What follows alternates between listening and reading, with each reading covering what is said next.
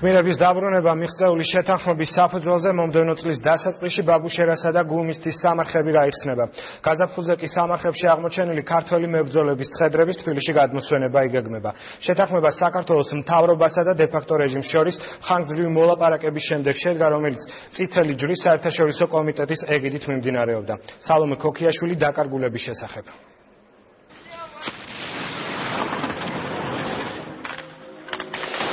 როცა ომი დაიწყო აფხაზეთში საშუალო ბიჭი სოსო ურგენიძე სახში ვეღარ გავაჩერე. მე და ჩემი საქართველო ამ გრძნობით ამ რწმენით ამით იყო რო აწყვიტეს ამ ბიჭებმა ერთად უნდა წასულიყო წევიდნენ ერთად. ამ შვიდიდან მერე ორი ჩემი იყო. ავიდნენ ამ თითრინავში და დაფრენ აღარ ეხესაც.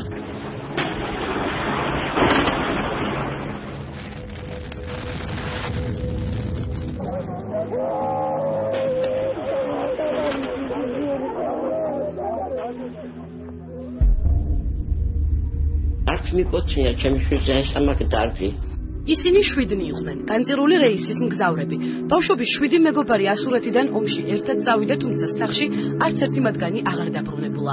ყველანი ერთად დაიღუპნენ იმ თვითმფრინავში, რომელმაც 1993 წლის 22 სექტემბერს ბაბუშერას აეროპორტში კატასტროფა განიცადა. ბავშვობის მეგობრები მაშინ აეროპორტის ტერიტორიაზე დაკრძალეს 100-ზე მეტ სხვა სამხედრო მოსამსახურესთან ერთად.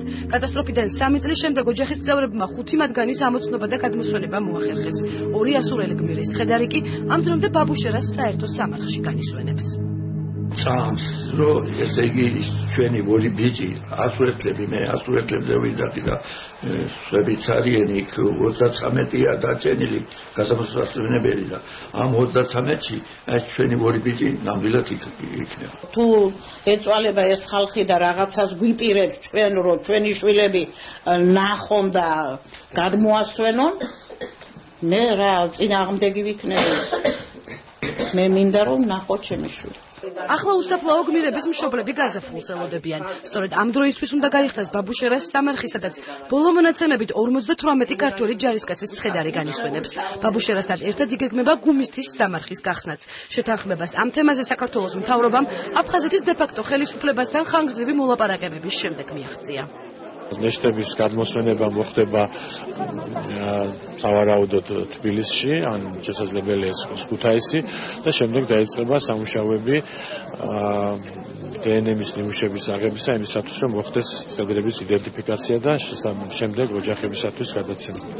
დნმ-ის ანალიზის საფუძველზე ცხედრების იდენტიფიკაციის პროცესს კურაციას წითელი ჯვრის საერთაშორისო კომიტეტი გაუწევს, რომელიც საქართველოს მთავრობასა და აფხაზეთის დე-ფაქტო ხელისუფლებას შორის გამართულ მოლაპარაკებებშიც აქტიურად მონაწილეობდა. ორგანიზაცია იდენტიფიკაციისთვის უკვე ემზადება. წითელი ჯვრის მოხალისეებმა ამ დრომდე აფხაზეთში უგზო-უგლოდ დაკარგული 700 ადამიანის მონაცემები შეკრიბეს. ხდება დაკარგული პირის პირადი მონაცემების შეგროვება, როგორც არის ფიზიკური, დენტალური, სამედიცინო ისტორია, ასევე ვითარების შესახებ ინფორმაციის შეგროვება, სადაც მოხდა გაუჩინარება. ბოლო ცხედრის გადმოსვენება აფხაზეთიდან 1996 წელს მოხერხდა.